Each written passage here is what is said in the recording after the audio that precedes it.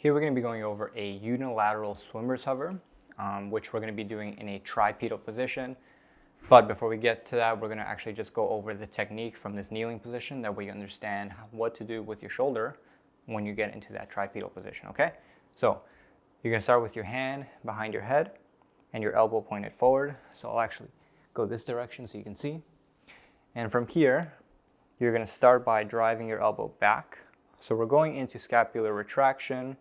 We're going into some horizontal abduction in the shoulder. You don't have to really worry about that, but just simply drive your elbow back. And then from here, your hand is going to hover off of your head. And as you do that, my elbow stays back, right? So if I try and lift my hand up, I don't want my elbow to drop forward. So elbow back, hand off the head. Keeping my elbow where it is, I'm simply going to extend it and straighten it. So now if I come back to this angle, you'll see I drive my elbow back, I extend. Notice my elbow is simply hinging.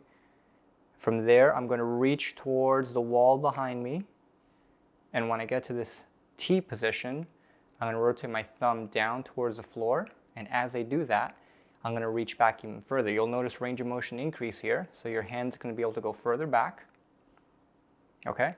And I'm going to continue to rotate, rotate, rotate until my palm is facing backwards. So now we are here in this position. I'm lifting my hand behind me, and then I'm going to bend my elbow and reach it as far up my back as possible without touching my shirt or my back. And then I'm going to rest before I reverse it. So to reverse it, you simply lift the elbow back, hand comes off, hinge, so you extend that elbow, come up into that T position, rotate the thumb up, get into that Y position, and then you just bend the elbow until you're back into that starting position. And now you're ready to do it in that tripedal position. So for this, you start in quadruped, right? And it becomes a tripedal position simply because you now remove your hand for support, or from being supported. So now it's going to go behind your head, and you're going to go through that same motion, okay? So we're going to do this together. I'm going to lift my elbow towards the ceiling. My chest is going to stay pointed towards or parallel to the floor the whole time. I'm going to lift my hand off my head. I'm going to extend that elbow, hinging from that elbow, lifting my hand towards the ceiling. I rotate that thumb towards my feet. When I get to that T position, I continue to lift my hand towards the ceiling, keeping my arms straight as high as possible. And then I'm going to bend this hand, or bend this elbow, and reach my hand as high up my spine as possible until it can't go any further, and then I rest. At no point am I trying to rotate through my torso. I am only moving through my arms, so I'm pushing the floor away from me with my supporting hand, okay?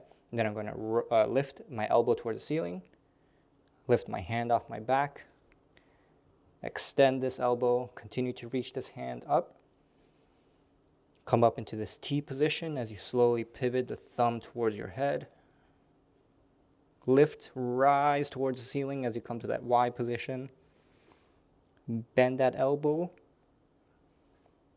rest your hand down, and then your elbow. Whew, that one's tough to even demo. All right, so that's how you do a half swimmer or a unilateral swimmer's hover in a tripedal position.